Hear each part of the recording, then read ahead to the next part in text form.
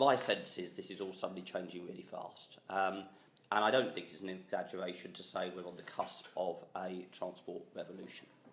And you know what? It's not just about transport, and it's not just about transport companies. It's certainly not just about automotive companies. I guess my pitch for you today, by stirring up the conversation that I think we should have, is this is going to affect everybody. It's going to affect every individual in this room and everybody out there, and it's going to affect every business.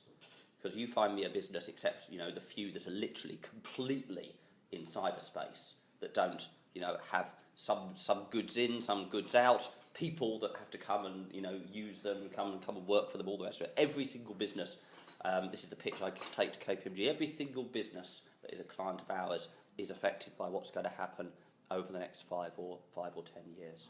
And I'm convinced it's going to happen a lot quicker than most people think. Because a classic reaction I get, so I was asked to lead our global transport group a couple of years ago, and I had to pitch around a table like this in terms of what I thought we should do. And I went, autonomous vehicles.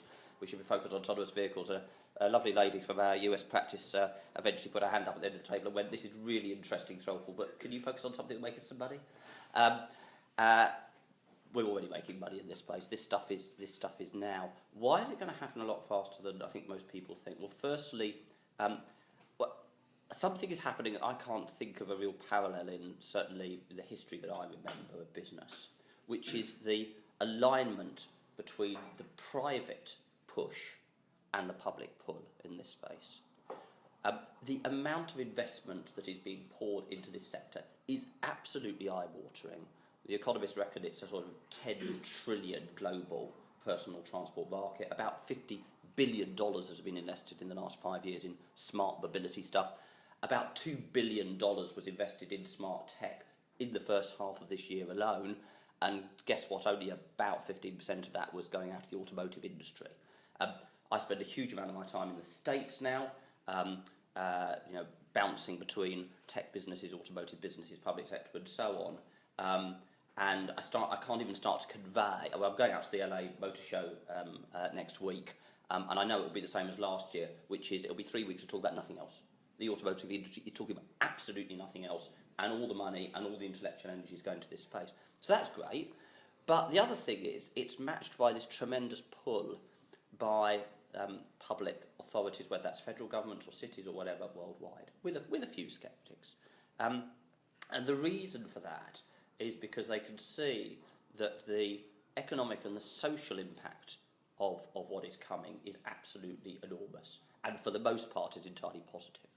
So to take a few stats around the economic piece, for example, Morgan Stanley did a highly influential piece of quite a few years ago now, about 4 years ago in the US, that reckoned that the impact of autonomous vehicles on the US economy, when you get to a point of having sort of full autonomous vehicle fleets, would be to add $1.3 trillion per annum to the GDP of the United States.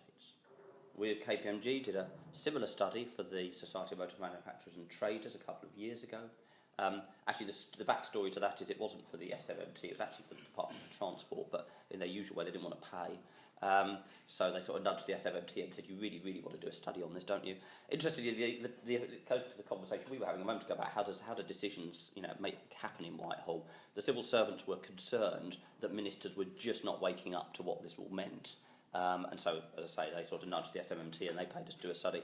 We came up with a value of 51 billion pounds sterling per annum in GDP uplift to the UK. Why?